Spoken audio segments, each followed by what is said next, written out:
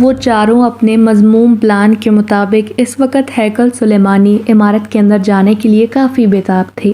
میرا بس نہیں چل رہا کہ میں اڑتا ہوا اس عمارت میں گھس جاؤں اور تابوت سکینہ چرا کر جلدی سے اپنی رہائش گاہ پہنچ جاؤں، میجر جرشوم نے بڑے پرجوش لہجے میں چلتے ہوئے کہا۔ گو کہ اس کی آواز کافی دھیمی تھی، مگر اس کے ساتھ ساتھ چلتے ان تینوں نے بخوبی سن لی تھی، اور اس کی بات سنتے ہی تینوں کے لبوں پر ہلکی مسکراہٹ تیرنے لگی۔ گو کہ ان چاروں کے چہرے سیاہ نقابوں میں چھپے ہوئے تھے، مگر وہ سب نقابوں کے اندر ہی اندر مسکرا رہے تھے۔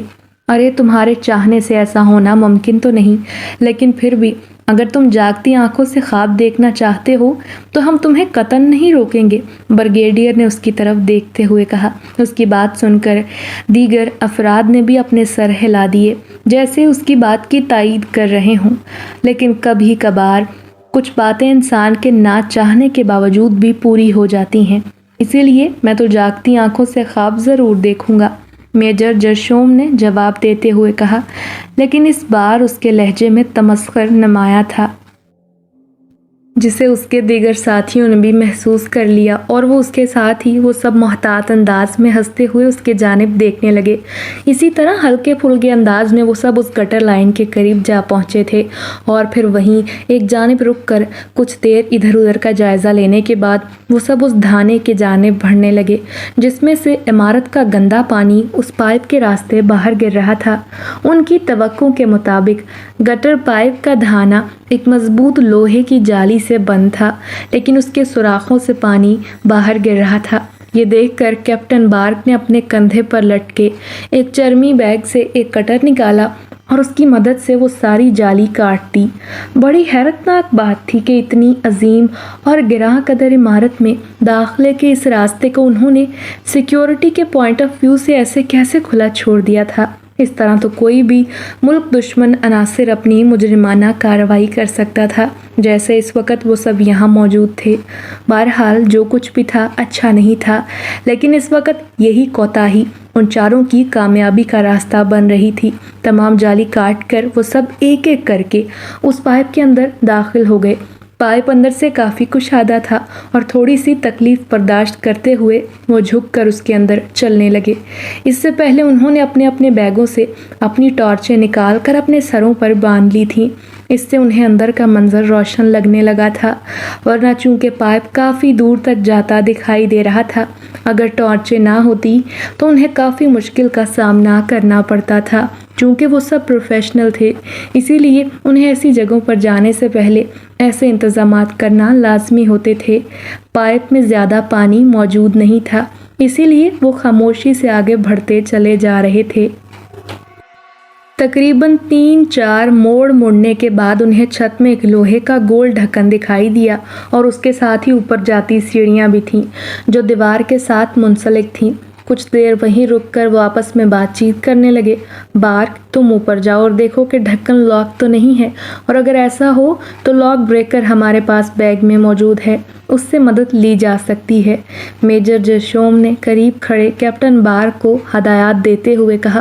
اس کی بات سنتے ہی کیپٹن بارک سیڑھیوں کی طرف بڑھا اور احتیاط سے ان پر چڑھتا ہوا ڈھکن تک پہنچ گیا۔ تھوڑا سا زور لگانے پر اسے محسوس ہوا کہ ڈھکن لاک نہیں ہے، بلکہ وہ ہلکا سا اوپر اٹھ گیا تھا اور باہر سے روشنی کی لکیر اندر آنے لگی تھی۔ یہ دیکھ کر اس نے تھوڑا سا مزید زور لگا کر ڈھکن اور اوپر اٹھایا تو اسے ایک دالان دکھائی دیا، اور اس کے دائیں جانب ایک راہداری جاتی دکھائی دے رہی تھی، مگر اس وقت وہاں کوئی بندہ موجود نہیں تھا۔ کچھ دیر تک وہ باہر جھانکتا رہا، پھر ایک اشارے سے دیگر لوگوں کو بھی اپنے پیچھے آنے کا کہہ کر ہاتھوں کی مدد سے ڈھکن کو ذرا سرکا کر اپنا سر باہر نکالا اور پھر آہستہ سے باہر نکل گیا۔ اس کے پیچھے دیگر لوگ بھی اسی انداز میں باہر نکل گئے۔ عمارت میں مکمل خاموشی طاری تھی، یوں لگتا تھا جیسے وہاں کوئی ذی روح موجود نہ ہو۔ بڑی عجیب بات ہے کہ اتنی اہم اور عظیم عمارت جس میں مقدس تابوت سکینہ بھی موجود ہے، وہاں ان مسلمانوں نے کسی سیکیورٹی کا بندوبست تک نہیں کیا۔ بریگیڈیئر ایلڈ نے حیرت سے آنکھیں پھاڑتے ہوئے اپنے ساتھیوں کی طرف دیکھ کر کہا۔ اس کے لہجے سے حقارت کا پہلو نمایاں تھا۔ بالکل درست کہا آپ نے، इस तरह तो कोई भी आकर ये मुकद्दस ताबूत चुरा कर ले जा सकता है। मेजर जरशूम ने तमस्खराना लहजे में जवाब दिया। उसकी बात सुनकर वो सब हंस दिए। ये इमारत अंदर से काफ़ी कुशादा बनी हुई थी और इसका तर्ज तामीर बनाने वालों की कारीगरी का मुंह बोलता सबूत था, जिसकी तारीफ किए बिना वो चारों ही ना रह पाए थे। राहदारी के अंदर फर्श पर जदीद और इंतहाई खूबसूरत टाइल्स लगी हुई थीं। छत पर सुनहरे रंग के बड़े बड़े फानूस लटके हुए थे, जिनमें लगे रंग बिरंगे बल्ब बहुत भले दिखाई दे रहे थे। दीवारों पर मुख्तलिफ किस्म की इस्लामी खताती से मज़य्यन पेंटिंग्स लगाई गई थीं, जिनकी वजह से वो पूरी राहदारी बहुत खूबसूरत नज़ारा पेश कर रही थी। दीवारों पर जमुर्द, याकूत और सोना लगा होने की वजह से पूरी राहदारी जगमग जगमग कर रही थी। दूर जाती राहदारी में कमोबेश 26 लकड़ी के दरवाजे नस्ब थे, जिन पर महागनी रंग किया गया था, लेकिन वो सब के सब मुकफ्फल थे। ना जाने अब उन दरवाज़ों के पीछे क्या राज छुपा हुआ था। कुछ देर वहीं खड़े खड़े वो सोच रहे थे कि अब वो ताबूत कहाँ और किस कमरे में रखा होगा। क्या उन्हें सब कमरों के दरवाजे तोड़कर उसे तलाश करना होगा, या ये भी हो सकता था कि वो ताबूत किसी तहखाने में रखा हो। उन्हें जो नक्शा इमारत का दिखाया गया था उसमें ये कहीं भी वाज़ेह नहीं किया गया था कि इसमें ताबूत सकीना की मौजूदगी किस जगह ज़ाहिर की गई है। मुझे लगता है कि हमें यहीं खड़े रहकर वक्त ज़ाया करने की बजाय अपने असल टारगेट को तलाश करना चाहिए। ऐसा ना हो कि हम अपनी किसी बेवकूफ़ी की वजह से किसी मुश्किल में फंस जाएं। बार्क ने उन्हें यूं खोए खोए खड़े देखकर कहा। उसकी आवाज़ सुनते ही जैसे बाकियों को होश आ गया था। वो सब उसकी बात से इत्तेफाक करते हुए राहदारी का चक्कर लगाने के लिए आगे बढ़ गए। फिर जैसे ही वो राहदारी के इख्तिताम पर पहुँचे तो उन्हें नीचे ज़मीन में सीढ़ियाँ जाती दिखाई दीं। वो समझ गए कि हो ना हो ये सीढ़ियाँ ज़रूर नीचे तहखाने में जा रही हैं, और हो सकता है कि जिस ताबूत की तलाश में वो सब यूं परेशान हैं वो नीचे ही मौजूद हो। बहरहाल क्या सराई करने की बजाय वो सब कुछ देर वहाँ रुककर सुनगुन लेने की कोशिश करने लगे, लेकिन नीचे से भी कोई आहट वगैरह ना पाकर उन्होंने नीचे की जानिब कदम बढ़ाए। सीढ़ियाँ अंधेरे में डूबी हुई थीं। ये देखकर उन्होंने दोबारा टॉर्चें निकालकर अपने हाथों में थाम ली और धीरे धीरे नीचे उतरने लगे। काफ़ी सारी सीढ़ियाँ उतरने के बाद वो एक बड़े से हॉल में पहुँच गए, जिसमें सुर्ख कालीन बिछा हुआ था और वो हर तरह के साजो सामान से खाली था। उसके दरमियान छत पर एक गोल मेहराब सी बनी हुई थी, जिसके दरमियान में सुनहरा फानूस लटक रहा था और उसमें रोशन मुख्तलिफ बल्बों में से रंग बिरंगी रोशनियां निकलकर नीचे फर्श पर पड़ रही थीं। एक नज़र में तो वो आम सा फानूस लगा, लेकिन दूसरे लम्हे उन सब की आंखें हैरत से फैल गईं कि उन रोशनियों के अलावा फानूस से ऊपर की छत की जानिब कुरानी आयात का अक्स बन रहा था और हर बार उस पर नई आयात बन और मिट रही थीं।